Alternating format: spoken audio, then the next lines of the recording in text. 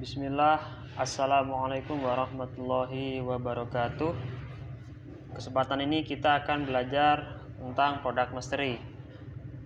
Dari sini kita berharap nanti teman-teman menemukan winning product.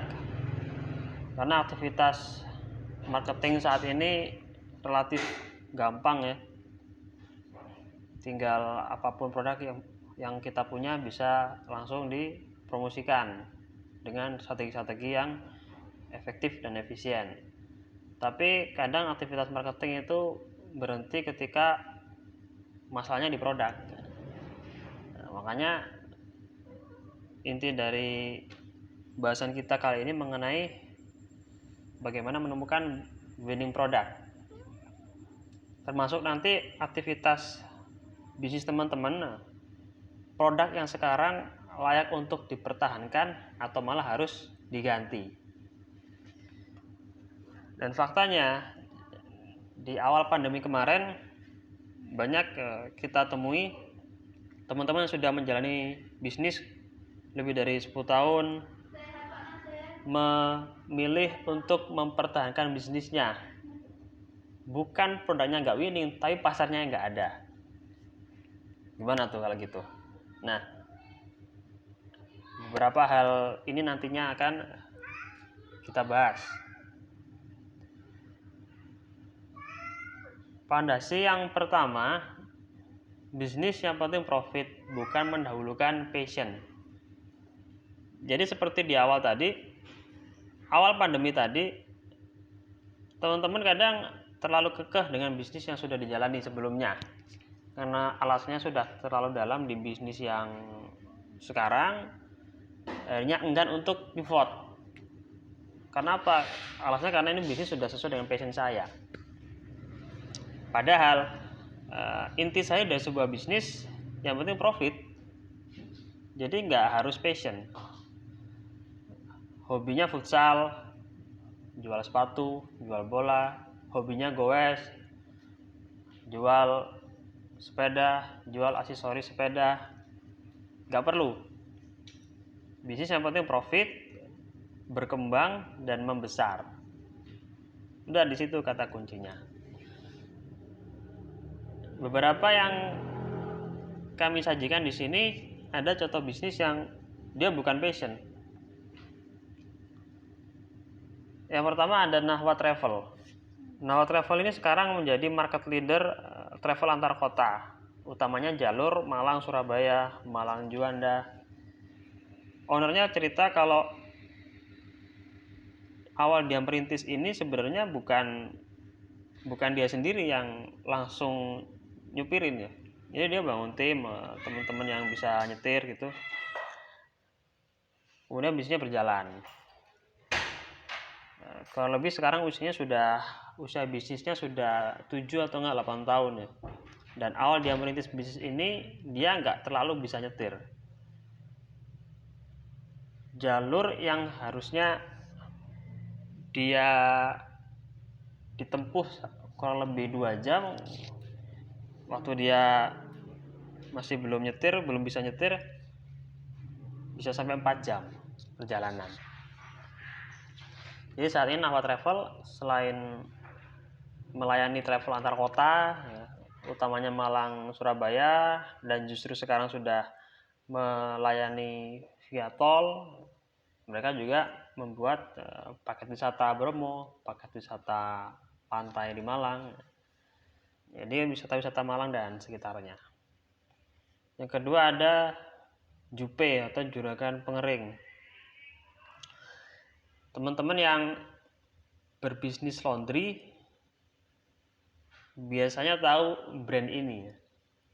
Juragan Pengering dia ini fokus untuk mensuplai mesin-mesin pengering untuk para pebisnis laundry, termasuk di hotel-hotel. Produk paling murah harganya 1 juta, paling mahal 400 juta. Dan itu produknya laris ya, nggak cuma laku tapi laris. Awal dia merintis bisnis ini, dia usaha laundry di dalam gang. Bayangin bisnis laundry di dalam gang. Gimana jemurnya? Background dia secara pendidikan, dia lulusan SMK, jurusan sekretaris. Kemudian baru nikah, kemudian membangun bisnis laundry. Karena laundrynya masuk gang, jadi terbatas dia ya. Jemurnya terbatas. Waktu itu mesinnya juga masih manual, mesin jadul. Jadi karena kapasitas jemurnya terbatas, dia mikir gimana biar kapasitas untuk jemurnya bisa naik ya, bisa banyak. Dia mulai tuh cari-cari mesin yang bisa buat ngeringin, mesin uap gitu yang bekas-bekas, dia oprek sendiri. Awalnya berhasil di ngeringin 1 kilo, 2 kilo, sebenarnya bisa sampai 5 kilo sekali ngeringin. Kemudian dia iseng-iseng tuh bikin mesin lagi. Waktu itu coba dijual di toko bagus dan laku sama orang Pekanbaru. Dari situ dia mulai cari-cari modal. Waktu itu dia punya Suzuki Smash ya, motor Suzuki Smash keluaran tahun 2005, digadein sama dia. Dapat 2,5 juta katanya waktu itu. Nah itu buat gandain mesinnya. Mesinnya banyak pesanan, bisnisnya berkembang besar dan sekarang bikin pabrik ya. Pabriknya di Kecamatan Kunir, Kabupaten Lumajang, Jawa Timur. Masih muda orangnya, kelahiran 86 ya. Itu contoh bisnis yang dijalani di mana mereka nggak passion di situ. Cuma karena profit, berkembang dan membesar. Jadi kata kuncinya di profit. Bagaimana nanti cash flow bisa jalan, nah, kemudian bisnisnya berkembang. Nah, adapun contoh-contoh yang lain, ada di sini ada yang nolongso, kemudian bengkel truk, ada juga pusat sedot WC. Ini bisnis-bisnis yang mereka nggak passion.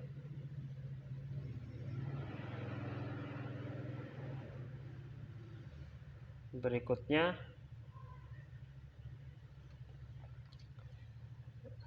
klasifikasi produk berdasarkan wujud. Jadi ada produk yang istilahnya itu tangible dan intangible. Produk yang berwujud ya bisa dipegang ya secara fisik ya, bisa kita pegang produk-produk apapun itu, baik itu barang maupun jasa, entah itu bibit, rumah, skincare. Kalau jasa ada jasa las, jasa sedot WC, jasa pijat. Nah kalau intangible ini produk digital ya, ada theme, plugin, video, audio, atau e-course. Kemudian ada juga jasa digital, jasa bikin website, jasa kelola sosmed, jasa desain, atau SaaS ya, software as a service. Jadi seperti platform download atau kompres, scan online ya teman-teman. Misalkan di Instagram menemukan video lucu gitu, atau di TikTok ya, cari di Google, download video YouTube, download Reels, download video TikTok. Kemudian ada web yang menyediakan layanan itu, download secara gratis. Hanya mentahan videonya bisa kita dapat. Nah itu namanya SaaS. Kemudian nanti kita bahas soal plus minus ya dari produk tangible dan intangible. Kalau produk fisik ini biasanya rawan di stok. Ketika penjualan nggak maksimal, ini rawan stok menumpuk. Apalagi ketika produknya mudah basi ya. Mudah basi, kemudian rawan rusak. Seperti kalau teman-teman jualan telur atau sayur ya. Butuhnya kan cepet laku ya. Kalau nggak laku nanti bisa rusak atau layu atau basi. Kemudian stoknya butuh disimpan di suatu tempat ya, jadi butuh tempat. Makanya ada jasa sewa gudang untuk menampung stok tersebut. Kemudian soal ongkir. Ongkir ini kadang juga jadi momok ya. Ketika suatu produk ya, harga produknya ini katakanlah 50.000, ongkirnya 70.000. Lebih mahal ongkir daripada barangnya. Kadang transaksi gagal di sini, gagal closing di sini.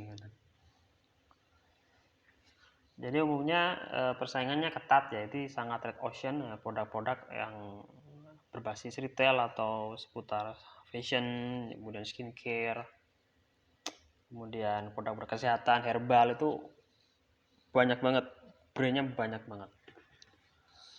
Dan biasanya butuh modal besar.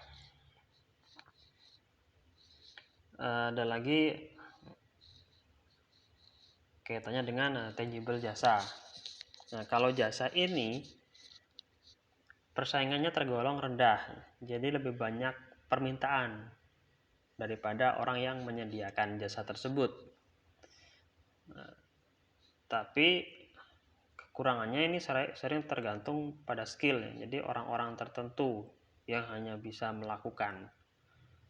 Kemudian dituntut membuat sistem yang kuat, rapi, dan bagus. Nah, keluar masuknya karyawan ini bisa mengancam usaha. Misal ada jasa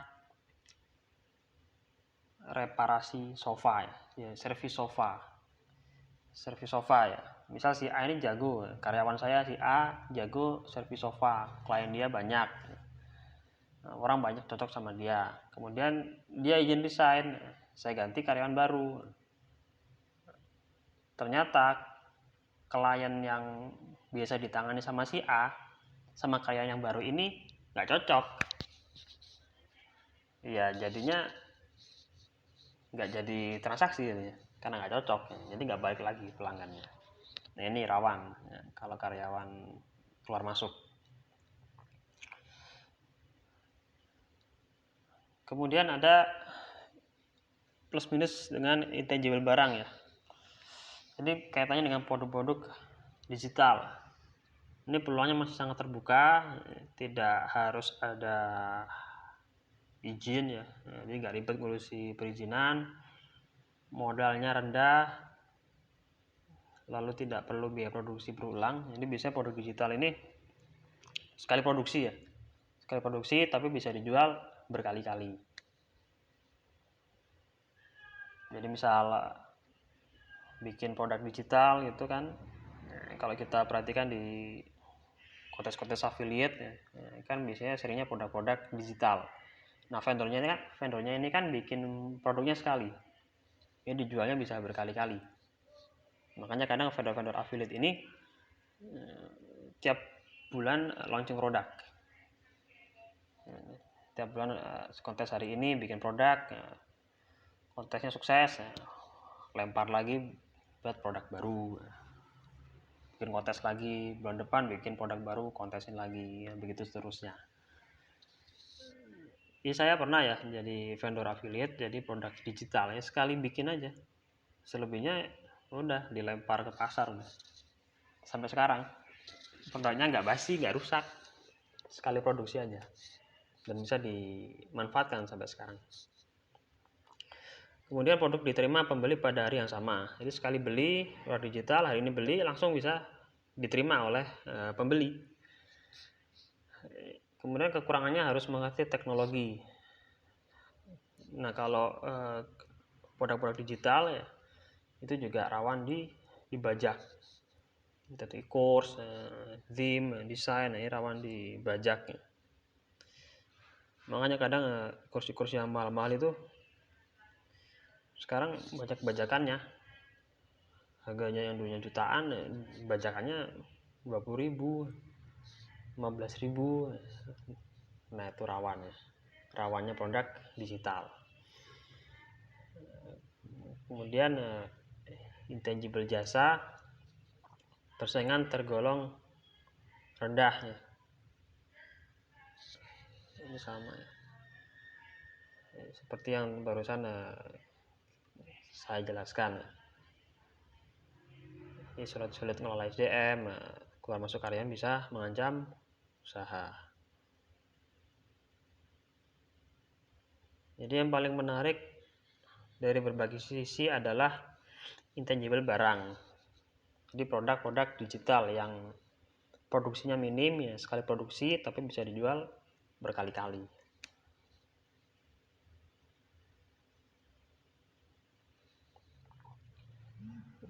Klasifikasi produk berdasarkan pembeli.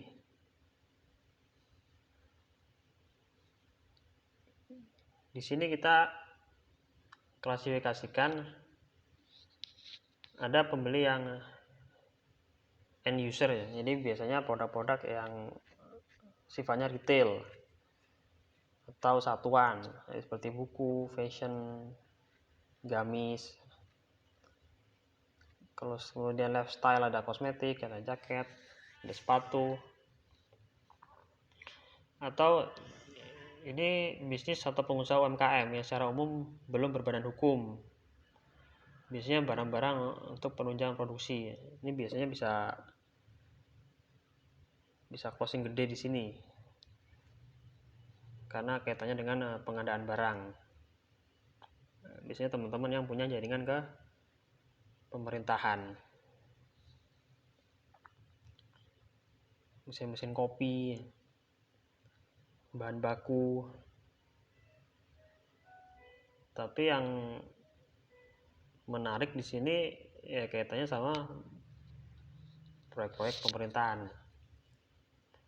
Ini pemerintah ini mirip seperti perusahaan ya, dengan tambahan proyek umum seperti proyek aspal jalan, kemudian pengadaan alat peraga, pengadaan pohon dan tanaman. Kalau di Lumajang sini ada produk pasir. Jadi pasir Lumajang ini merupakan pasir berkualitas terbaik se-Indonesia karena pasirnya campur sama lahar Semeru, jadi lengket ke semen. Jadi sekebangunan itu bagus. Makanya proyek-proyek yang di Jawa Timur ini pasirnya dari Lumajang, jembatan Suramadu, jalan tol, ya biasanya pasirnya dari Lumajang. Makanya teman-teman kalau main ke Lumajang sini jalannya hancur ya, karena sering dilewatin truk. Nah ini proyek pemerintah, ada teman-teman saya yang main di proyek pemerintah untuk suplai pasir ya. Pembangunan kampus, kemudian kalau di swasta itu joinan sama developer perumahan yang butuh suplai pasir, kerjasama untuk suplai pasir 1000 truk atau berapa ratus truk gitu. Ya teman-teman perlu punya jaringan ke pemerintahan. Caranya macam-macam, ada yang misal teman sekolah, teman SD, SMP, SMA, atau teman kuliah. Biasanya kalau teman-teman saat ini usianya 30-an ya, biasanya teman-teman kuliah atau sekolah posisinya udah lumayan tinggi di pemerintahan, paling jadi kasih atau kabid ya, kepala bidang ketinggian. Tapi kalau kepala seksi lah, atau seenggaknya dia jadi salah satu decision maker dalam urusan-urusan proyek. Jadi kalau adik saya itu dia kan kerja di salah satu penerbitan ya, bagian sales dan marketing. Jadi suplai LKS, buku-buku LKS ke sekolah-sekolah. Ya dia deal-dealannya sama kepala sekolah atau sama bendahara, yang ngopi aja di luar sekolah, ngobrol-ngobrol ya, deal-dealannya berapa. Jadi buat si decision makernya ini berapa, persentase berapa, nanti bisa itu bagi-bagi bagi-bagi kue di situ ya. Jadi sekali deal langsung besar. Nah, kalau saya, karena saya dulu itu ya masuk ke ring 1 pemerintahan itu karena gabung komunitas wartawan. Jadi saya di wartawan, jadi punya akses ke Pemda, biasa main ke Polres, sampai diajakin main bola sama Pak Bupati. Jadi main bola saya sama Bupati. Nah, dari situ nanti ada obrolan yang lebih serius seputar proyek-proyek tersebut. Cuman saya masih itu ya, masih penjajakan terus sampai sekarang. Paling proyeknya nilainya belum terlalu besar. Oke, selanjutnya, jadi yang paling menarik adalah urusan dengan sedikit pihak tapi keuntungan sangat besar.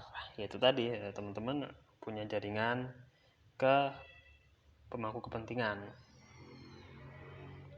Ketika pemerintahan ini uangnya gede ya di pemerintahan, karena tiap anggaran APBD setiap kabupaten itu minimal 1 T. Kalau di Lumajang itu 2 T, 2,1 atau 2,2 T. Nah, dari 2 T ini kan nanti kan dialokasikan ke berbagai dinas. Nah, di situ kita bisa ambil bagian. Nah, perlunya kita punya jaringan ya di situ nanti. Kan uang itu nggak habis kemudian nggak jadi apa-apa kan, nggak, pasti ya berwujud, ada wujud jadi bangunan atau proyek pengadaan barang atau proyek bikin jalan, banyak proyeknya. 2 triliun dapat 1%-nya kan udah cakep ya. Jadi urusannya dari beberapa pihak ya. Jadi teman-teman misal produknya ya laku, pengen dapat 10 juta sebulan, harus menerima 200 orderan. Bagaimana nanti bikin skema agar teman-teman cukup menangani 10 orderan tapi transaksinya setara dengan 200 orderan. Nah, kayak gitu nanti kalau agar bisa berurusan dengan sedikit pihak tapi keuntungannya besar.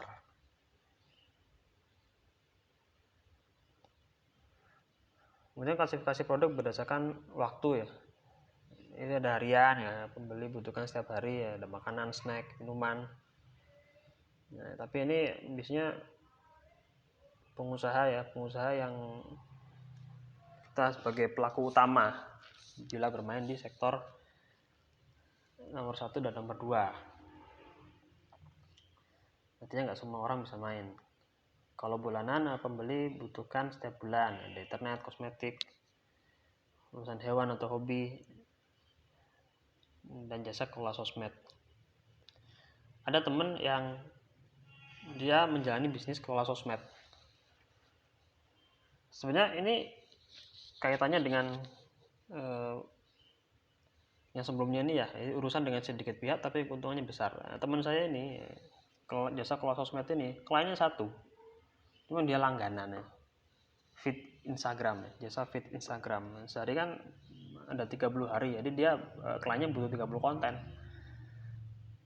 Nah, brand ini, kliennya dia ini kan pengennya Instagramnya bisa hidup terus, otomatis kan butuh konten. Jadi feed Instagram itu yang jadi langganan sama teman saya ini. Ya udah ketahuan kan, jadi tiap bulan pasti langganan. Tinggal ditambah aja kliennya. Misal dari 10 klien ini bisa mendapatkan profit yang maksimal. Jadi 10 klien tapi kemampuan transaksinya setara dengan 200 klien. Ini salah satu peluang bisnis yang bisa dijalani. Jadi sistem kalau di platform lain ada atau jasa lain biasanya sistem langganan ya, seperti hosting, kemudian share teman-teman jualan online pastinya tahu ya, order online itu kan juga dibikin sistem langganan. Jadi mau nggak mau ya klien ini butuh jadi langganan terus. Ini yang bikin bisnis bisa sustain, dibikin sistem langganan. Kemudian klasifikasi berikutnya tahunan ya, terkait momentum dan durasi expiry date. Ada kebutuhan ban, ulang tahun, Idul Adha, kemudian ada kemerdekaan, atau hal-hal yang hanya sekali seumur hidup. Untuk akikah, sudah pernikahan. Kalau teman-teman lihat di sini kelihatannya biasa aja ya. Padahal dari aktivitas ini berdasarkan momentum ini bisa pernikahan. Sekali closing bisa besar karena yang order satu orang, tapi kan kuantitasnya banyak kayak catering gitu, atau catering pernikahan, atau acara-acara haul ya, misalnya kalau di Lumajang sini haul, biasanya haul atau Al-Banjari. Karena di saya pun menjalani bisnis kuliner nasi kembuli ya, nasi Arab. Jadi segmentasinya ya gitu, segmentasinya ke pesantren, ke Kementerian Agama, kemudian ke ustadz-ustadz, kiai-kiai. Ya, mereka kan sering bikin acara maulid, acara haul, kemudian acara selamatan apa gitu, Al-Banjari. Itu momen-momen yang menarik buat para ustadz ya, para kiai. Jadi kita bisa ambil bagian di situ. Kalau pernikahan bisa, di nasi kebuli untuk pernikahan bisa. Momen-momen yang kayak gini tuh biasanya orang udah bosen ya sama menu-menu yang udah ada. Jadi kalau kasus saya itu karena seringnya momen pernikahan itu makanannya prasmanan, menunya banyak. Nah dengan adanya nasi kebuli ini jadi sebuah diferensiasi, acaranya lebih beda gitu. Acaranya beda nih ya, karena menunya nasi kebuli. Kemudian ada klasifikasi produk berdasarkan kondisional ya, tidak terikat waktu tapi selalu ada potensi terjadi transaksi ya, seperti jasa sedot WC. Kalau udah berapa puluh tahun dipakai jambannya ya tiba-tiba mampet ya. Jadi butuh cepet nih. Ada juga yang sistem pre-order seperti kusen atau pasang kanopi. Ada produk kesehatan, healing, destinasi pariwisata. Kalau pre-order ini ya mirip ya, nasi kebuli yang saya jalani juga pre-order. Jadi produksi yang bayar itu klien ya. Jadi klien bayar dulu untuk produksi.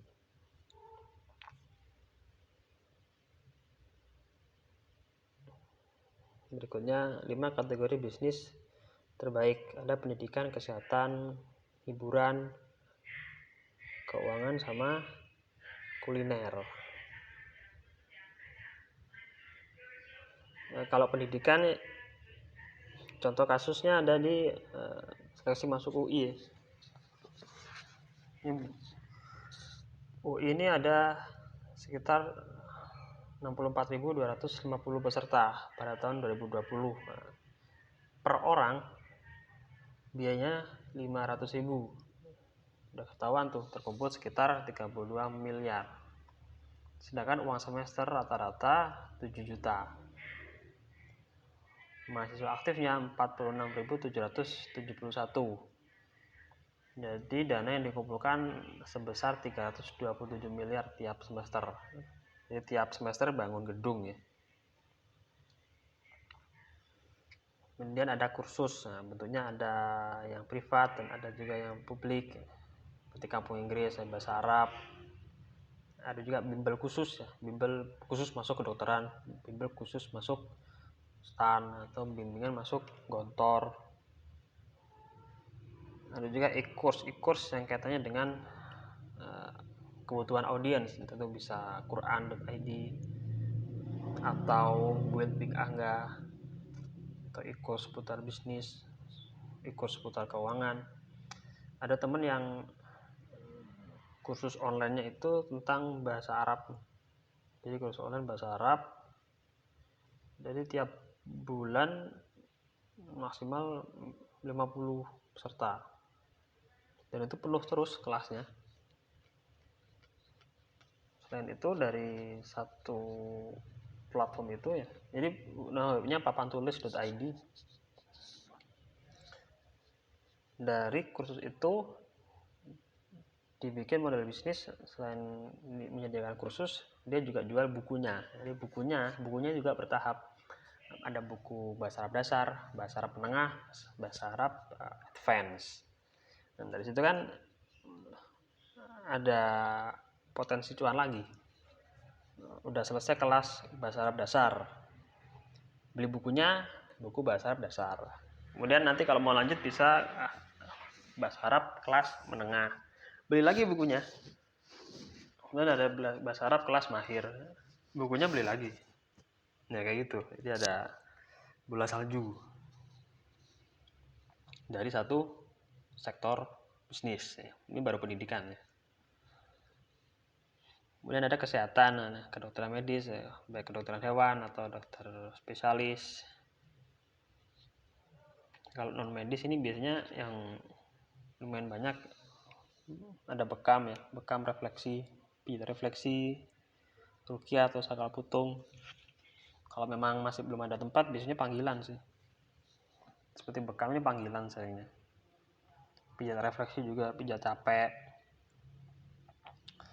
Ini dekat rumah sini, dekat rumah saya, tukang pijat panggilan. Dia itu biasanya minim 50.000 sekali pijat 2 jam atau 3 jam, 50.000. Soalnya segmentasi dia orang-orang di kawasan perumahan. Kalau di kawasan kampung paling ngasihnya 30.000. Dia nggak pasang tarif sebenarnya. Nah, cuman orang ngasih aja. Jadi kayak ada tarif tak tertulis gitu. Kalau di kampung ya 30.000, kalau di perumahan minimal 50.000. Kadang ada yang ngasih 100.000 kalau di perumahan. Karena servisnya memuaskan. Nah kadang dia ini, tukang pijatnya ini minimal 2 dia kliennya. Kadang bisa sampai 5 atau sampai 7 sehari. Ya, bisa dihitung ya, misal sehari katakanlah 50 sampai 100 ya, ambil tengah-tengah 70.000 lah. Yang sehari 3 ya, ini 210.000 sehari pijat ya. Ini sebulan kan udah di atas rata-rata UMR ya.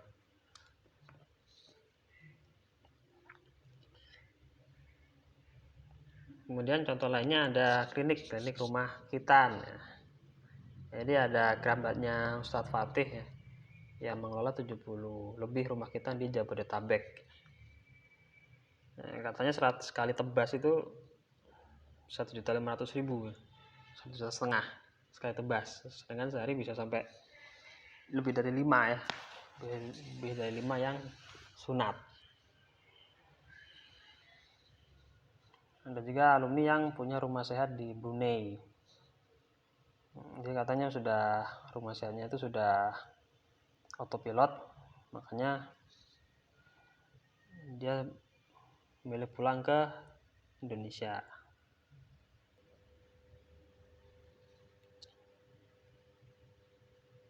Selanjutnya ada hiburan ya. Jadi yang lagi rame ya healing ya, pariwisata. Ada paket wisata dalam negeri maupun paket wisata luar negeri. Kemudian biasanya ziarah wali ini masuk industri hiburan ya, masuk industri pariwisata. Biasanya ada, kalau di Jatim ada Wali 5, bahkan sampai ada yang open paket Wali Songo ya. Dari Jawa Timur sampai Jawa Barat. Kalau yang luar negeri biasanya ketika Ramadan ya, 40 hari ikut majelisnya, 40 hari di Tarim ya, ikut majelisnya Habib Umar. Itu biasanya 30 sampai 40 juta ya biayanya untuk sampai ke Tarim, Yaman. Ada lagi kawasan wisata ya.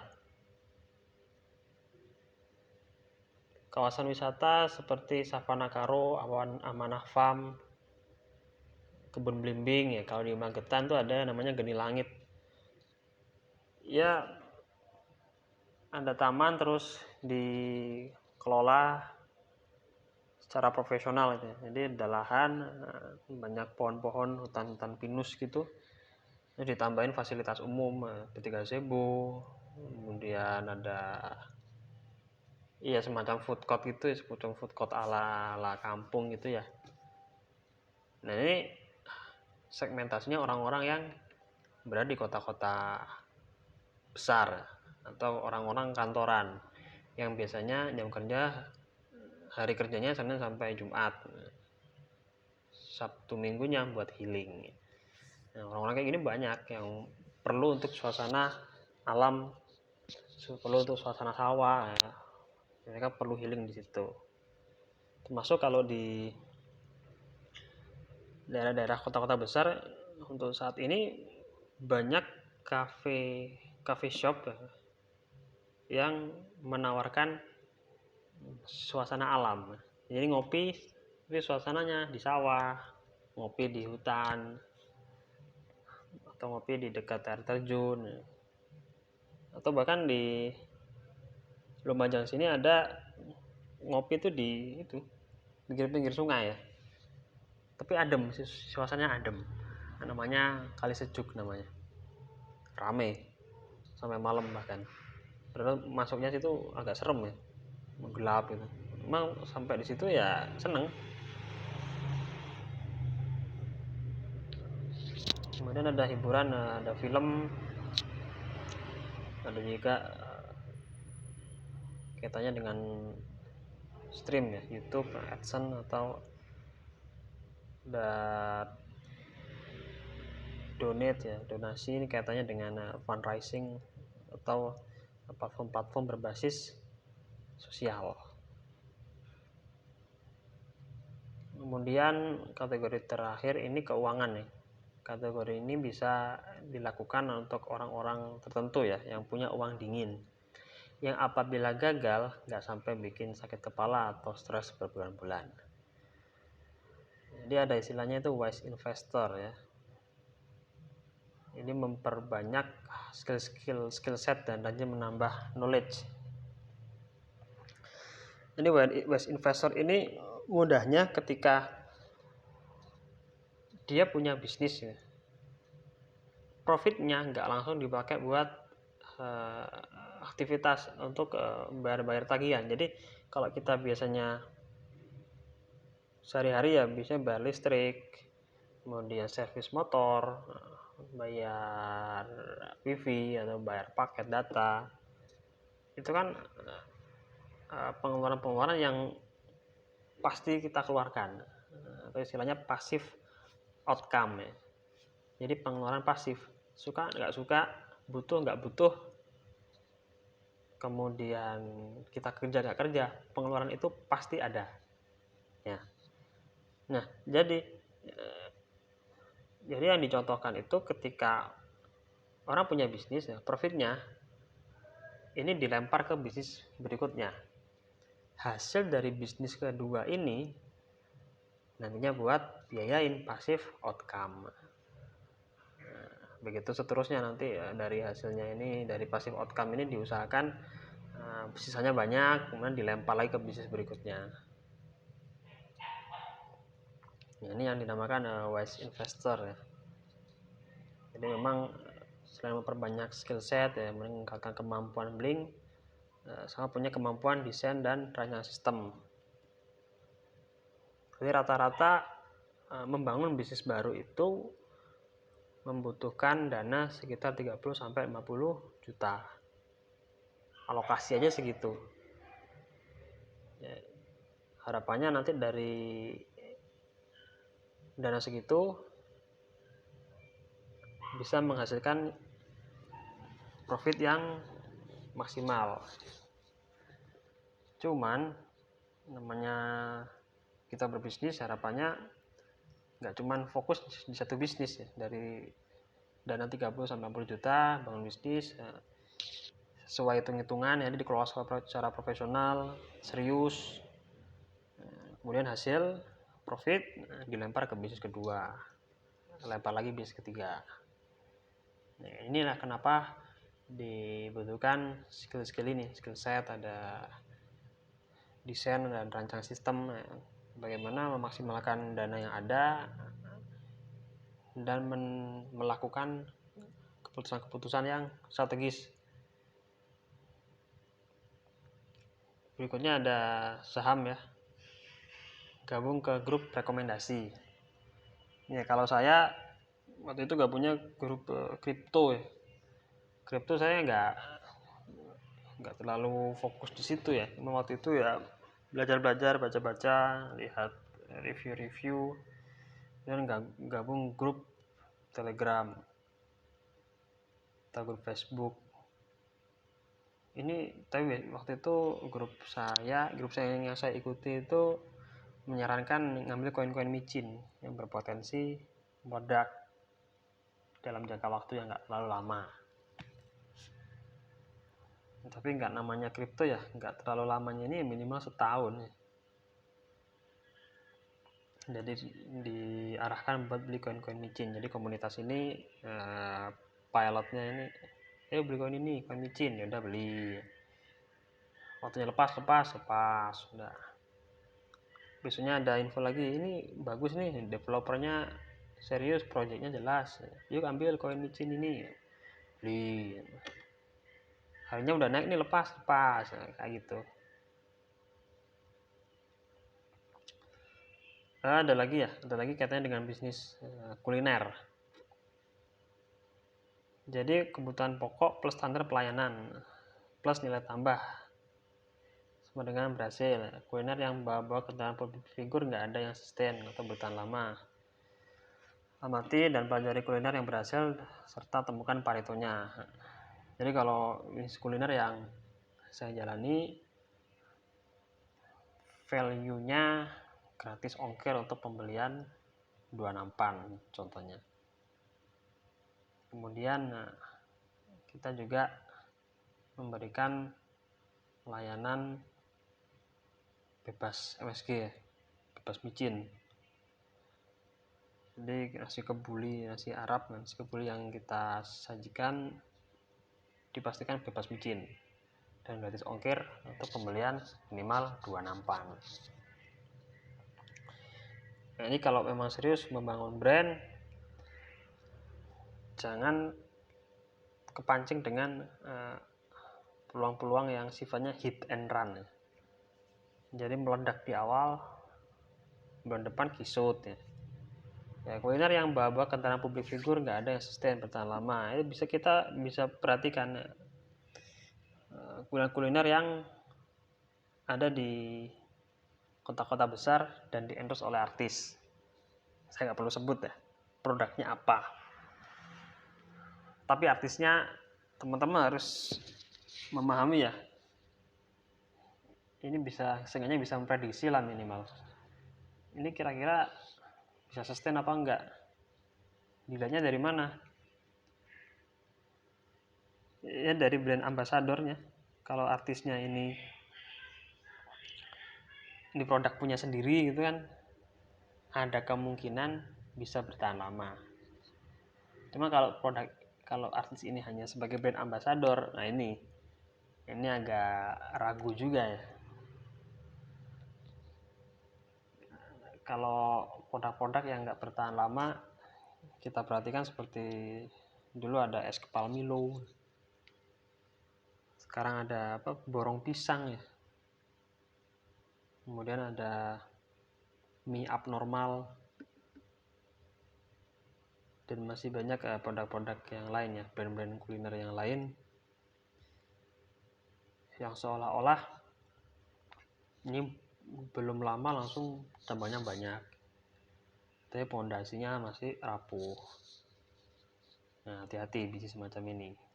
Kalaupun nanti teman-teman mau masuk di bisnis franchise misalkan,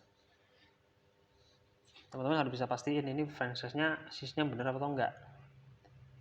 Karena biasanya teman-teman kejebak di tawaran yuk gabung franchise, nanti akan dapat potensi profit sekian. Tapi produknya nggak winning. Nah, ini kan bahaya.